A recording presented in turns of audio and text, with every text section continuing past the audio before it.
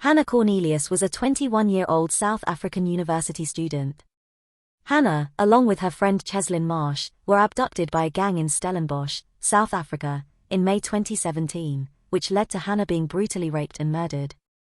On May 27, 2017, Hannah Cornelius offered Cheslin Marsh a lift home after a night out.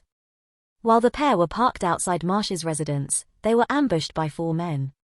CCTV footage captured the moment the gang encircled their vehicle. Armed with weapons, they forced Cheslin into the backseat and then the trunk, while Hannah was restrained between the 2 front seats. The attackers drove the car to a petrol station, attempting to withdraw money using Cheslin's card. When they were given an incorrect PIN, the gang drove to a remote area. There, Cheslin was brutally attacked with bricks, and left, believing he was dead. He would later survive with significant injuries. Hannah was then taken to a Norhook farm road next to a vineyard and a stream by the gang. Reports from the trial indicated that the men had initially planned to release her until she began to resist. She was then sexually assaulted, stabbed in the neck, and fatally injured by a large, 82-pound rock, which had been used to cover a borehole, was lifted and dropped on Hannah's head twice. Following this incident, the gang pursued further crimes, targeting another woman, before eventually being apprehended after a police chase upon being spotted in Hannah's car. The attackers were identified as Vernon Whitbowie, 33, Geraldo Parsons, 27, Nashville Julius, 29, and Eben van Nyberg, 28. Although 3 of them admitted to being present during the crime, they denied their involvement in the rape and murder. The 4 perpetrators were tried and sentenced in 2018, with a combined prison term of 358 years. 3 of the 4 received life sentences. The tragedy had profound effects on Hannah's family. Anna Cornelius, Hannah's mother, passed away in a swimming accident a year after her daughter's death. While her death was ruled as an accident, Hannah's father, Willem Cornelius, remarked that Anna may not have had the physical or mental strength to cope with the loss of their daughter.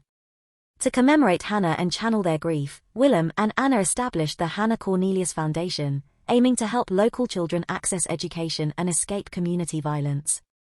Willem Cornelius was diagnosed with cancer roughly 3 months after his daughter's death. He succumbed to the illness on December 9, 2022.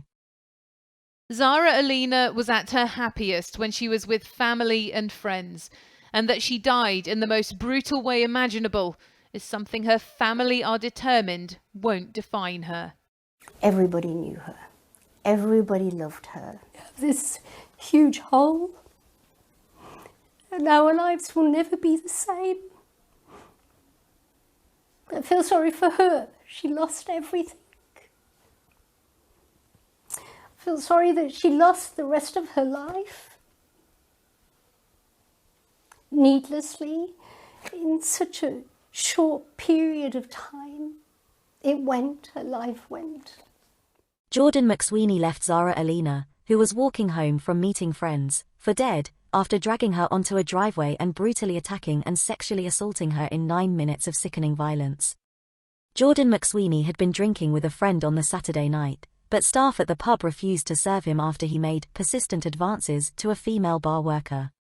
He had prowled the streets looking for women on their own, with CCTV showing him following or lying in wait for 4 women before Zara was attacked. On the night of June 25, 2022, he had left a pub in Ilford and had roamed the streets looking for a woman to attack and to sexually assault. He followed a number of different women, and given what happened to Zara Alina, there can be no doubt that they were lucky to have escaped unharmed. Tragically for Zara Alina, of course, she was not so fortunate. The Jordan saw and decided to follow her and was determined to assault her. He approached her from behind, then grabbed her around the neck and dragged her into a driveway. Despite only being yards from a public street and from residential properties, Jordan attacked Zara Alina. The prosecutor said Zara stood no chance of survival when she was targeted by Jordan McSweeney. She did all she could to fight him off, but she had no idea he was behind her, and she must have been terrified as Jordan McSweeney dragged her into the darkness and out of sight from any potential rescuer. CCTV appeared to show a struggle as Ms. Alina fought against her attacker, with his DNA found underneath her fingernails. The sickening footage of McSweeney killing the talented law graduate shows him returning to her motionless body on several occasions to continue his attack, which lasted 9 minutes.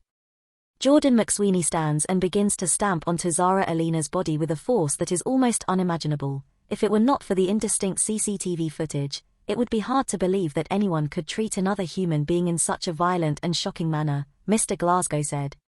A post-mortem examination concluded Zara had died of a traumatic brain injury, prolonged neck compression, and the blood loss.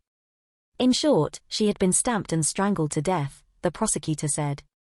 After the killing, other CCTV captured him returning to a caravan on a fairground, where police recovered Zara's blood-stained clothes. After being arrested, McSweeney refused to answer questions in a police interview, yawning and telling officers they were boring him. The court was told McSweeney was a prolific offender and had been released from prison on license on June 17. He had been in prison for criminal damage, racially aggravated harassment and unauthorized possession of a knife in prison. McSweeney. Jordan. Jordan. Jordan. Jordan. Joe McSweeney. Cuffs on, yeah. Can you stand up for us, mate? Just tell him.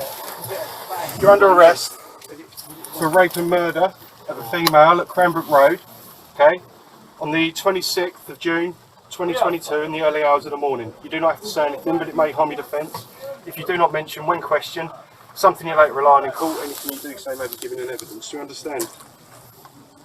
Right, stand up for us then, mate. Stand up.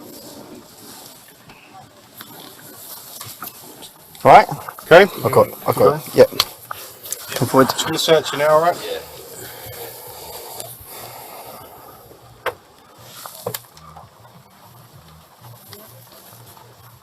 Members of Zara's family, including her grandmother and aunt, sat in the well of the court. They left court as CCTV footage of Zara was played.